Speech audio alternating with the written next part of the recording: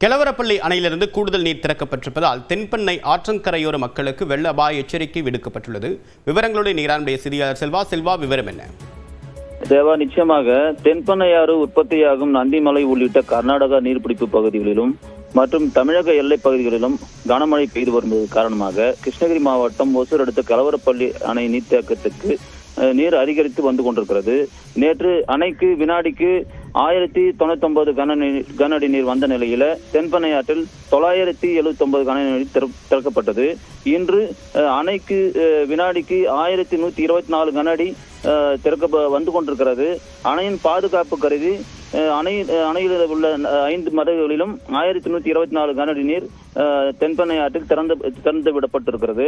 அணையில் முழு கொள்ளளவான 44 அடியில் இருந்து தற்போது 41 அடி நிரம்பி இருக்கிறதால தொடர் மழை மேலும் அதிகரிக்க வாய்ப்புள்ளதால் என்ற காரணத்தால் கெலவரப்பள்ளி அணையில் உள்ள அனைத்து மதகுகளும் பராமரிக்கும் பணி நடைபெற்று வருகிறது.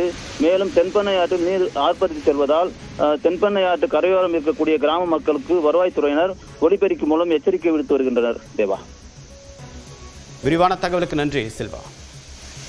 செல்லாமல் இருக்குமாறு கேட்டுக்கொள்ளப்படுகிறது. ஆடு மாடுகளை கழுவவோ